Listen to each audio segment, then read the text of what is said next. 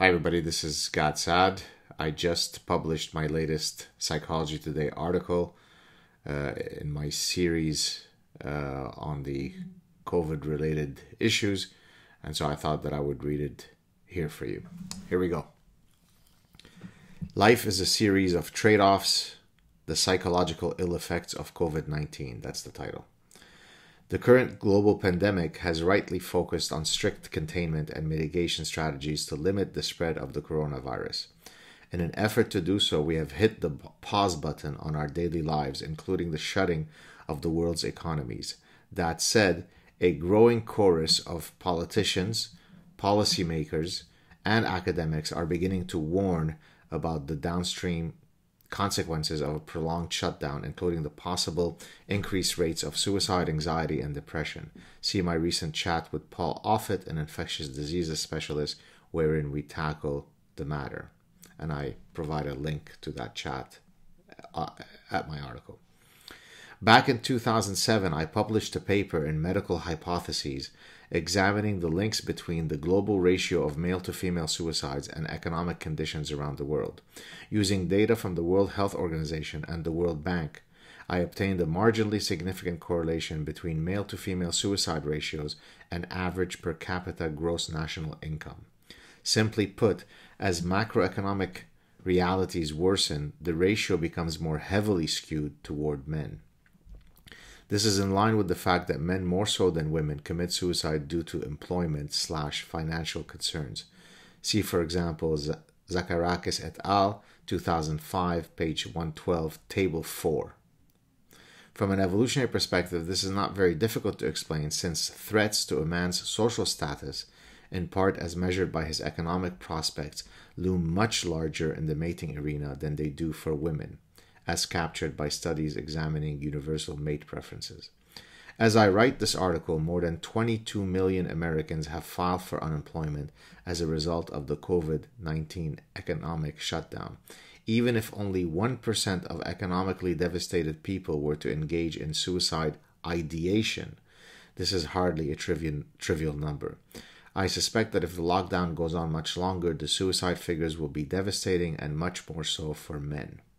This is a very real concern that needs to be openly addressed. A possible reason that many people have been reticent to discuss the reopening of the economy is that it feels gauche, if not callous of them, to do so. They wrongly presume that to consider pecuniary matters when dealing with a pandemic is vulgar. It is not. Life is all about trade-offs, oftentimes shaped by a set of costs and benefits for a given course of action. Let me briefly offer a few such examples. Economists posit that consumers will continue to search for product information prior to making a choice as long as the benefits of additional search outweigh the costs. How and when people stop acquiring additional information and commit to a choice was the topic of my doctoral dissertation. Chemotherapy is very toxic, but this reality is weighed against the benefits of killing cancer cells. A company facing a lawsuit weighs the pros and cons of a pre-trial settlement against the prospect of going to court. The manner by which consumers allocate their yearly discretionary income amounts to a series of budgetary trade-offs. Life is a sequence of trade-offs dispersed across time and space. Operations research is a field within applied mathematics that offers algorithmic prescriptions on how to achieve some optimal objective. Example, how to allocate a company's manufacturing plants to various production runs as to maximize profits. Most such problems involve multi-objective optimization, trade-offs between the pursuit of two or more objectives, subject to certain constraints. In other words, the world is rarely about optimizing a single variable, example, minimizing the number of deaths due to the coronavirus, but it is about optimizing multiple objectives that potentially tug you in different directions. Example, minimizing the spread of coronavirus and minimizing the number of economic-based suicides. Incidentally, in Chapter 5 of my forthcoming book, The Parasitic Mind, How Infectious Ideas Are Killing Common Sense, I discuss this issue, albeit as relating to which objectives universities should optimize as part of their mission statements. The bottom line is The current COVID-19 crisis is an extraordinarily difficult, multi-objective problem.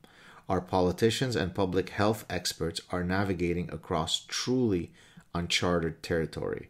The worst thing to do when dealing with such a complex reality is to politicize the process by casting blame at every turn. Those who are engaging in political mudslinging are either tribal hacks and or ignorant fools. No one has any clear idea what the optimal course of action is, and if they tell you they do, they are liars. Let's put aside political tribalism and focus on the only important issue at hand, namely on how to resume our lives whilst mitigating the health risks of doing so. We shall triumph over this scourge. Please be safe. There you have it, folks. Hope you're having a good Sunday. I wish you a great upcoming week. Please stay safe, and I'll talk to you soon. Cheers.